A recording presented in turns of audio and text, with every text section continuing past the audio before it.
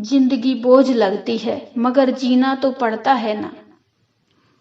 बदतमीजी की भी हद होती है, पता नहीं कोई शर्म लिहाज है कि नहीं इसमें। 1.5 वर्षीय मन्नू को गोद में उठाए सुधा बड़बड़ाती हुई बालकनी के अंदर कमरे में घुसी।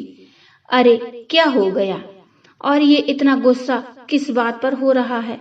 मोहन ने अपनी पत्नी सुधा का तमतमाया चेहरा देखकर पूछा। वो सामने वाली सोसाइटी में कोने के दूसरी मंजिल का फ्लैट है ना, उसकी बालकनी में से एक बूढ़ा खूंसट कई दिनों से मुझे घूर रहा है, सुधा ने मुंह बनाकर कहा और गोद से नन्ही सी मन्नू को बेड पर लिटा दिया।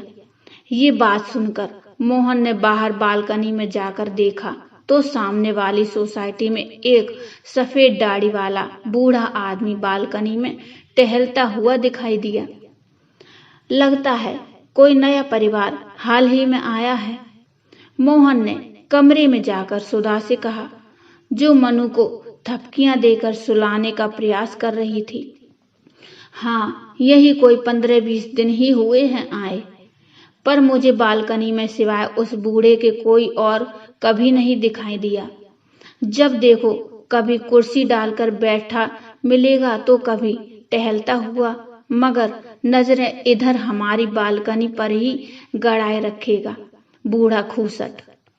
अपनी सफेद बालों का, अपनी उम्र का भी ख्याल नहीं है, सुधा लगातार बड़बड़ा रही थी। इन फ्लैटों में बूढ़े बेचारे भी क्या करें, बस ऊपर टंगे रहते हैं। बालकनी में थोड़ा टहल लिया या बैठकर धूप सेक ली। तुम बेकार ही बेचारे पर गुस्सा हो रही हो। मोहन ने हंसते हुए सुधा को समझाने का प्रयास किया।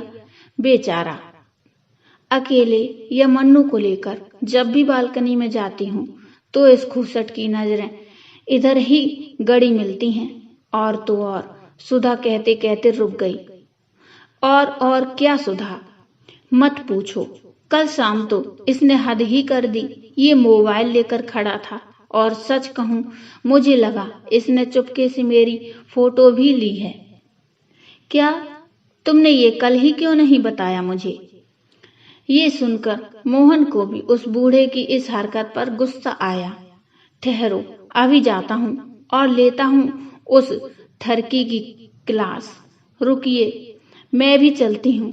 उस बूढ़े की ऐसी अक्ल ठिकाने लगाऊंगी कि याद रखेगा और यहाँ वहां झांकना ताकना हमेशा को भूल जाएगा।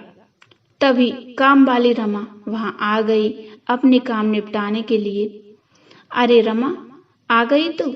जरा मनु का ख्याल रखना, हम अभी आते हैं, कहकर दोनों तेजी से नीचे उतरे और भन्नाए हुए से उस सोसाइटी में रहने वाले बूढ़े के फ्लैट की सीढ़ियां चढ़ गए। बेल बजाने पर दरवाजा बूढ़े ने ही खोला। उन्हें देख बूढ़े के चेहरे पर मुस्कान तैर गई।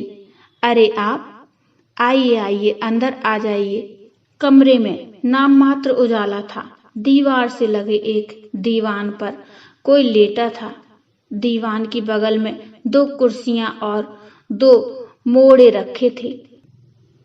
इससे पहले मोहन या सुधा कुछ कह पाते, एक हसपुट सा स्त्री स्वर कमरे में उभरा, जिसके शब्द मोहन और सुधा समझ नहीं पाए।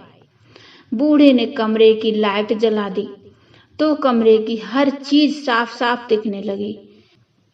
ये पूछ रही है कि कौन आया है। पिछले 1 साल से अधरंग है इसे, बेड पर ही रहती है, कहते हुए बूढ़ा बुढ़िया के करीब सिरहाने की तरफ बैठ गया। तब तक मोहन और सुधा भी कुर्सियों पर बैठ चुके थे। अरे लाजो, परी के मम्मी पापा आए हैं। बुढ़िया ने लेटे लेटे गर्दन घुमाकर उन दोनों की तरफ देखा और अच्छा अच्छा कहा, जिसे बूढ़ा ही समझ पाया। बुढ़िया ने फिर कुछ पूछा। शब्दों की जगह मुंह से जैसे फूंक सी निकल रही थी। ये पूछ रही है परी को साथ नहीं लाए। सुधा और मोहन ने एक दूजे की ओर देखा पर बोले नहीं। कल मैंने आपकी बेटी की फोटो मोबाइल पर इसे दिखाई तो बहुत खुश हुई। बोली, ये तो बिल्कुल अपनी परी जैसी है। बूढ़े ने भीगी हुई पलकों को साफ करते हुए कहा और फिर बूढ़े ने बगल वाली दीवार की ओर इशारा करते हुए कहा, ये है हमारी परी। दीवार पर एक जोड़ा 2-2.5 साल की बच्ची को उठाए मुस्कुरा रहा था। ये आपके बहू बेटा और पोती? सुधा के मुंह से मुश्किल से ये शब्द निकले। हाँ, बिल्कुल ठीक पहचाना बिटिया तुमने, बूढ़े ने चहक कर कहा। है ना हमारी परी आपकी बिटिया की तरह? बूढ़े का चेहरा खिला हुआ था। मगर क्या ये अब आपके साथ नहीं रहते? मोहन ने चुप्पी तोड़ते हुए पूछा। इस पर बूढ़े का खिला हुआ चेहरा एकदम से मुरझा गया। उसकी आंखें भीग गईं। बेटा, अब ये तीनों वहां चले गए जहां से कोई लौट कर नहीं आता। मतलब? सुधा और मोहन एक साथ बोले। बेटा, गांव से शहर आए थे सब कुछ बेचकर, बेटे बहू और पोती के साथ आखिरी दिन बिताने के लिए। मगर ईश्वर को ना जाने क्या मंजूर है। पहले तुम्हारी आंटी को अधरंग और फिर एक एक्सीडेंट में बेटा बहू और हमारी परी, हमने सब कुछ खो दिया। जिंदगी बोझ लगती है मगर जीना तो पड़ता है ना। ये मेरी पत्नी है, मेरी जीवन संगनी, इसे अकेले कैसे छोड़ दूं?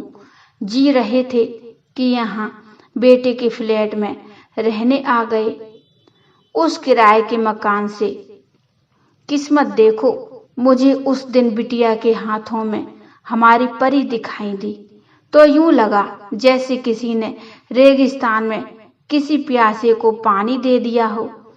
जब मैंने तुम्हारी आंटी को बताया तो ये परी को देखने की जिद करने लगी, तो मैंने तुम्हारे साथ उसकी फोटो खींचकर दिखाई मोबाइल फोन पर। ये बहुत खुश हुई। महीनों बाद इसके चेहरे पर मुस्कुराहट आई थी। कहते हुए वह बूढ़ा चुप हो गया। तब तक मोहन और सुधा दोनों खड़े होकर चलने को हुए तो वह बुढ़िया कुछ बोली। दोनों ने पीछे मुड़कर देखा तो बूढ़ा बोला, पूछ रही है कहाँ जा रहे हो? माँ से कहिए, उनसे उनकी पोती का मिलन करवाने के लिए उनके बेटा बहू वापस आ रहे हैं। दोनों ने हाथ जोड़ते हुए कहा। मोहन और सुधा ने देखा उस बूढ़े की आंखें भीगी हुई थीं और दोनों हाथ आशीर्वाद देते हुए उठे हुए थे। दोस्तों, ये कहानी बड़ी भावुक है।